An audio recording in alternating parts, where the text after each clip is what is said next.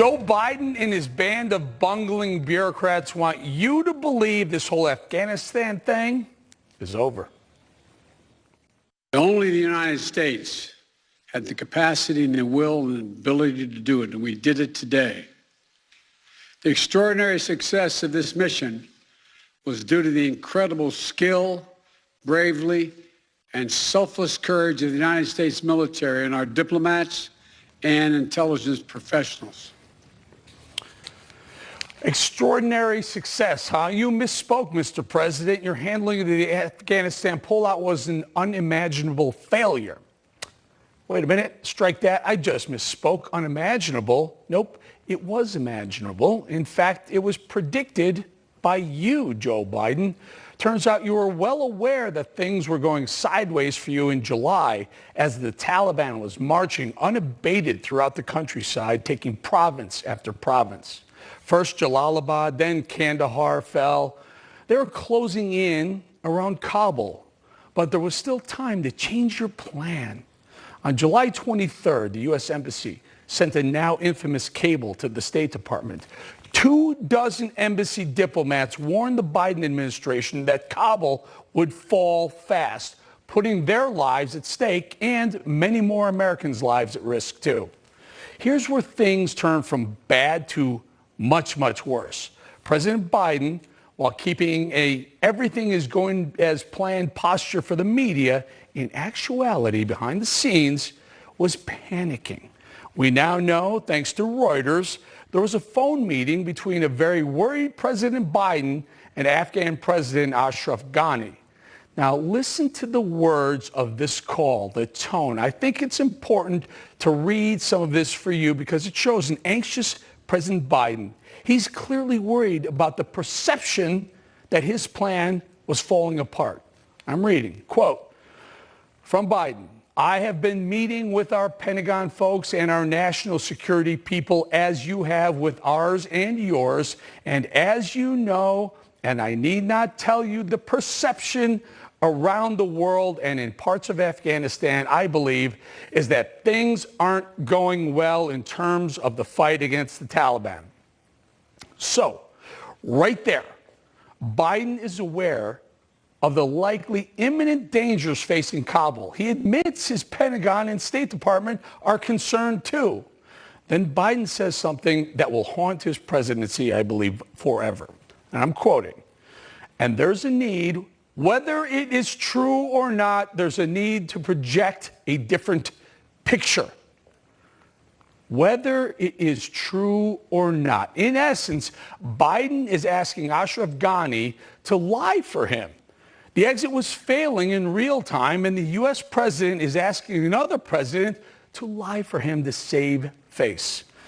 Ghani pushes back against the U.S. president. This is important. Listen to Ghani's response. Mr. President, we're facing a full-scale invasion composed of Taliban, full Pakistani planning and logistical support, and at least 10 to 15,000 international terrorists, predominantly Pakistanis, thrown into this. So that dimension needs to be taken account of. Now, you see that? Ghani knows the proverbial stuff was about to hit the fan, and again warned the president to rethink the plan. The call lasted 14 minutes, and according to Reuters, much of the time, Biden was focused on the perception of the current situation. That's not my assessment. That's Reuters. Rather than coming up with ideas to fix the devolving situation, that few minutes speaks volumes about Joe Biden's motives and his character. He was very concerned with the perception that his strategy was failing. Even when it was clearly failing, expressed by the ambassadors in Kabul and further warned by the actual president of Afghanistan. So that explains why he never pivoted from a flawed strategy. He couldn't bear the embarrassment of admitting he was wrong. In war, one of the most important tactics to understand, when you're losing, stop, rethink the strategy, rework the plan, resume the fight, cut your losses before they become catastrophic. But Biden was too concerned about the perception and not concerned enough about American lives. And it cost him. And it cost America greatly. 13 dead soldiers' families will confirm that. It's always about perception with this guy. He's an incompetent leader. He never should have been elected president. He knows it, so he's always acting like he's got it under control, but he never does. And it's very, very dangerous. It should scare the bejesus out of every American, the level of dishonesty Biden is willing to impart to make himself look better. In this case, Biden has the blood of 13 soldiers on his hands. Finally, these people want this whole situation to go away as soon as possible, but it won't. Not here, it won't. Our soldiers died because Biden was too worried about his image. This isn't over, folks. We still have Americans stranded in Afghanistan. Meanwhile, the Taliban, well, they're throwing victory parades in the streets. Terror has new life thanks to Uncle Joe. This is why we'll stay on this story as long as we need to. Now look at this disgusting video of Taliban creeps celebrating the deaths of our young men and women in uniform.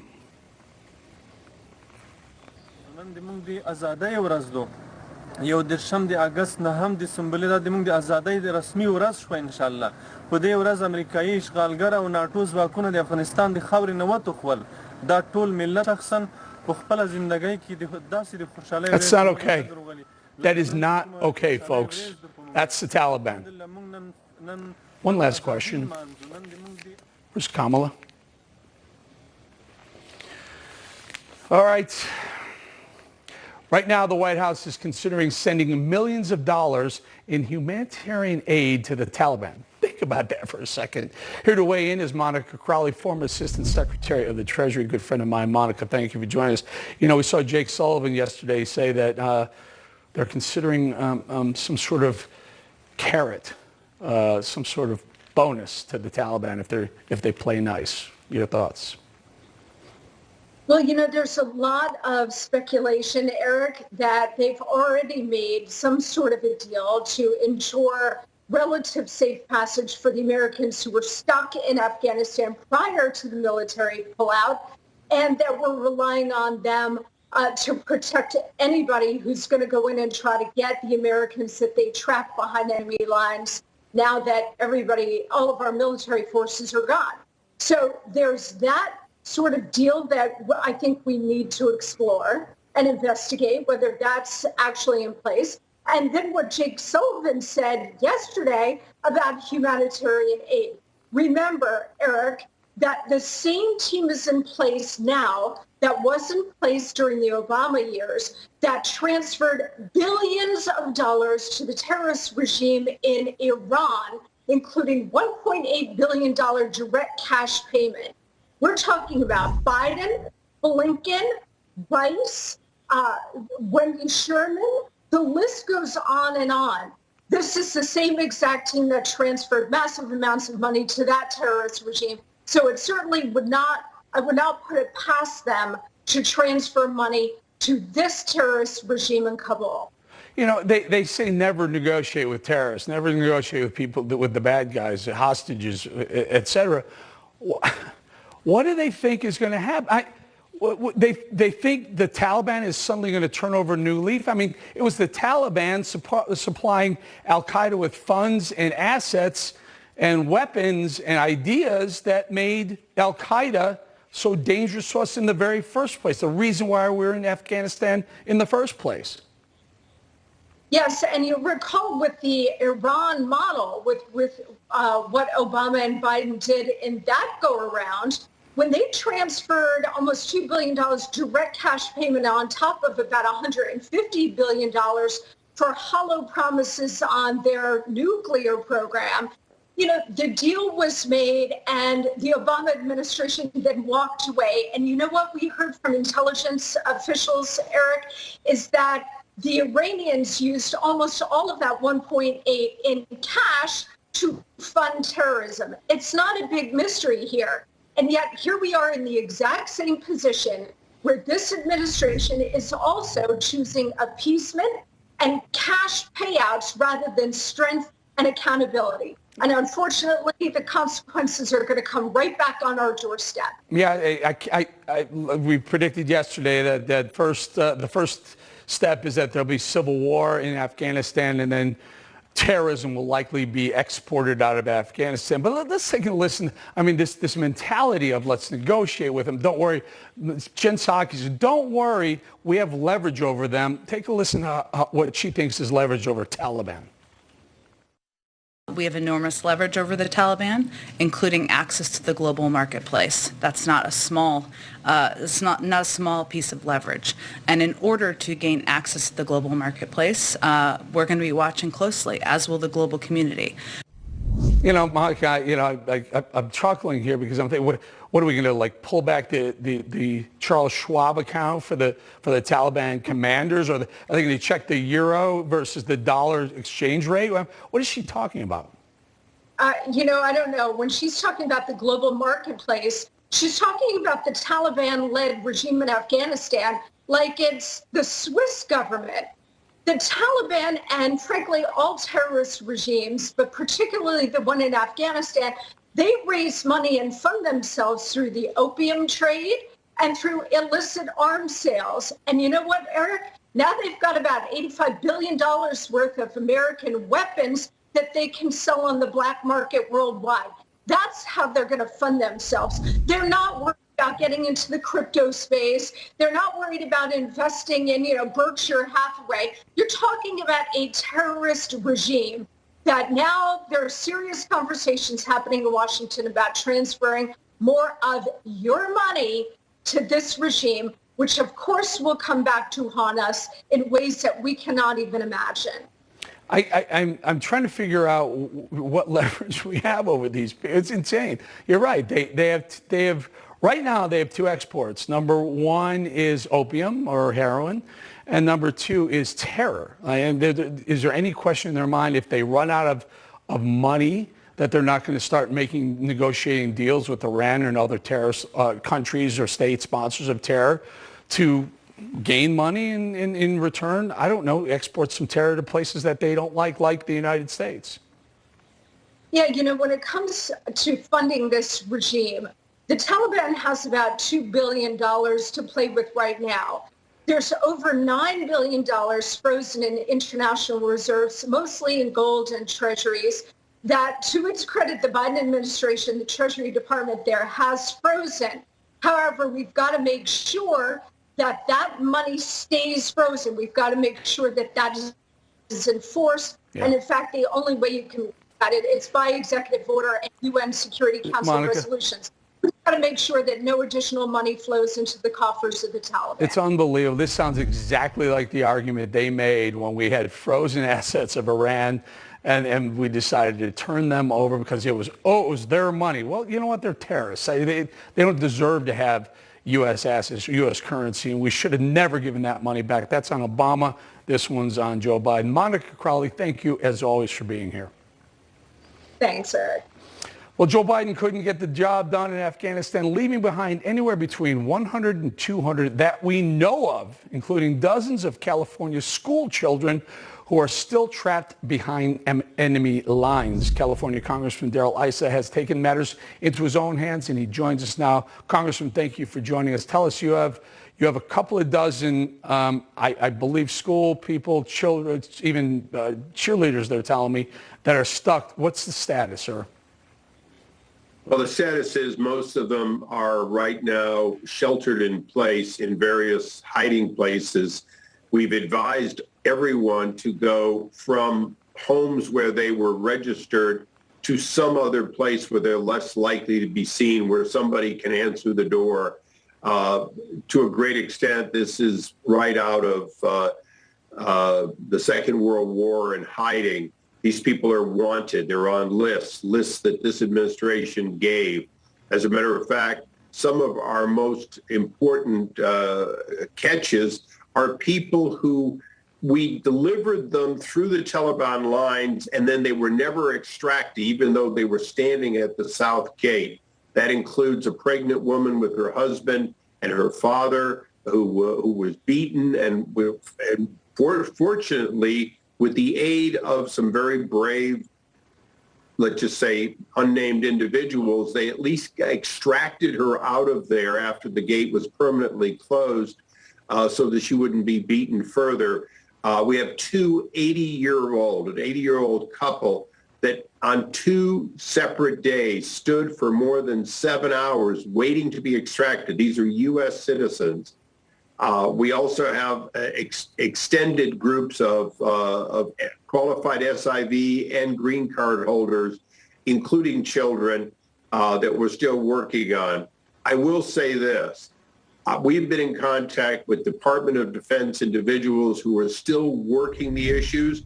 We've been in touch with non-government individuals and some of the brave special forces, Afghan special forces that were left behind that are still working and trying to help us. And quite frankly, many of them fleeing to the northern section in hopes that they can hold those 2 provinces. And, you mentioned the money on the last segment. According to congressional law, we do not give any money when there's been a coup, in this case, a forcible one. But there is a lawful president. The vice president is in the Northern Alliance. He has declared that he is the acting president. According to their constitution, that is true. So we actually have a place to release funds to.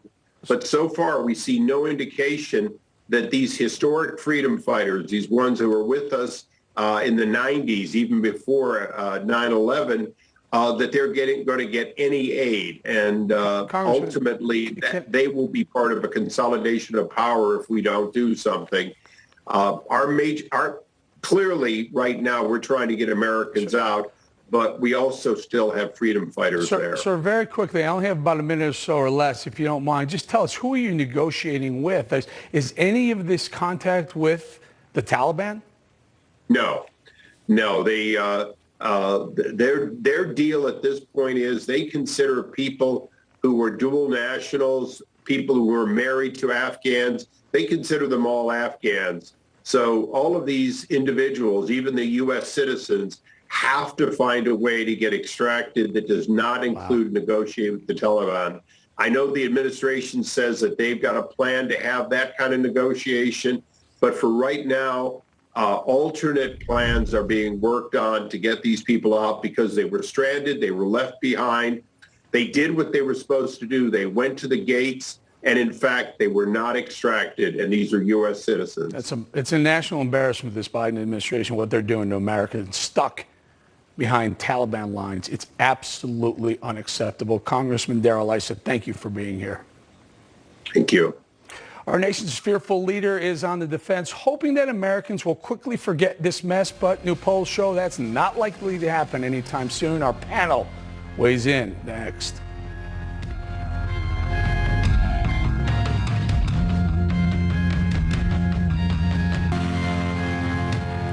President Biden's defiant, accusatory defense of his Afghanistan withdrawal was so dishonest and so lacking in self-reflection or accountability that it was unworthy of the sacrifices Americans have made in that conflict. We're now joined by David Harris Jr. I think Liz Wheeler is getting ready to come on. But David, let's start with you, my friend. Let me ask you about your thoughts on this whole extremely successful exit of Afghanistan. Well, it's been everything but successful, Eric. I mean, you'd have to have your head really stuck in the sand or only watching the propaganda that's coming from most of the mainstream media news or listening to the cheerleaders out there like Jennifer Rubin that are calling this a success. What we feel, what I as an American citizen feel, and so many people that I talk to from around the country is we feel devastated. We feel massive loss. We were in Afghanistan for 20 years. Over 800,000 troops have been deployed there. 20,000 troops were injured. Over 4,000 have died. And just this recent 13, it's a catastrophe, Eric. It's an absolute catastrophe. And we want to know who's going to be held accountable. We want heads to roll. We've heard from everybody from Biden's administration, even Biden himself, that continues to try to pass the buck on this issue. And this is nothing whatsoever that anybody should be held accountable for except for this administration. It is 100% Joe Biden and Kamala Harris. Can't forget, she said she was the last person in the room when Joe Biden made the decision he did to withdraw the way that he did, and it's a disaster. So we want to know who's going to be held accountable, Eric. Liz, what about that? We asked that question. We've been asking it for a couple of days now on the show. Where's Kamala?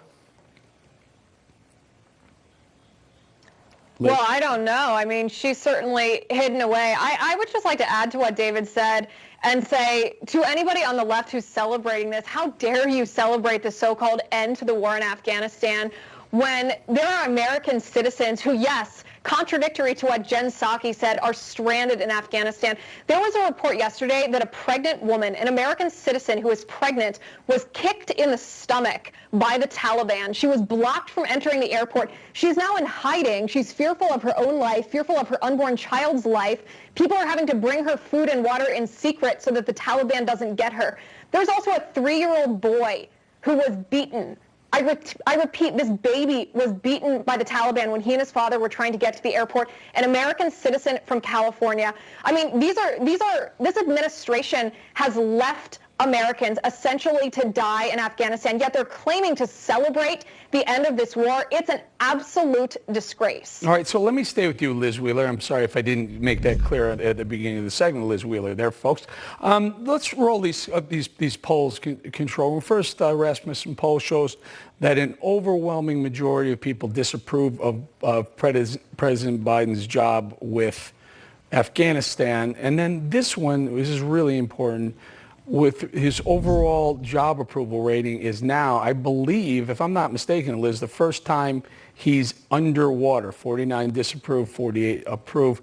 This is a debacle for them, but somehow they're putting on some sort of stupid game face and smiling all the way to the loss.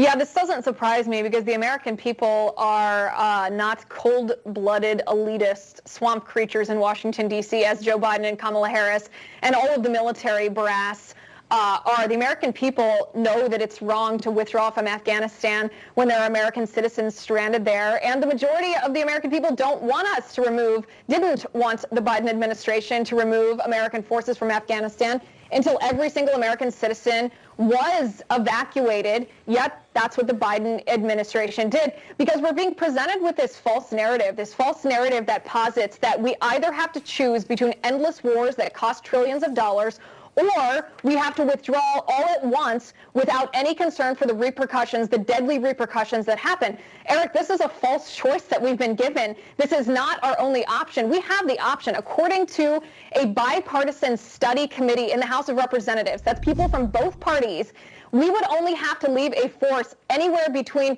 2,000 and I believe 5,000 troops to maintain peace and prevent the Taliban and Al-Qaeda and ISIS-K from gaining footholds in Afghanistan. That is a common sense solution that would not be an endless war and would also not lead to the heartbreaking scenes that we've seen in Afghanistan. Hundreds of Afghans killed by terrorists and 13 caskets of American service members brought home, their lives tragically cut short because of Joe Biden's political decisions. Indeed. David Harris, final thought here about a minute or so. You know, President Biden blamed Donald Trump at least 3 times in his big speech yesterday. By the way, wasn't it prime time? Who knows? But he blamed President Trump at least 3 times. Final thought on this sort of, I don't know, lack of character to take responsibility for his actions. Well, it's 100% lack of character. He can't take responsibility for his actions because he refuses to believe that. I mean, I almost don't even know if he actually knows what's going on. The cognitive decline, he's a teleprompter president. He's constantly reading from a teleprompter. He doesn't take any questions. And on the fact that he's trying to blame our amazing President Donald Trump for this, name one thing, just one thing that Joe Biden followed that was Trump's plan. He rescinded everything that Trump had done. He went backwards on all the things that Trump had tried to get us out of.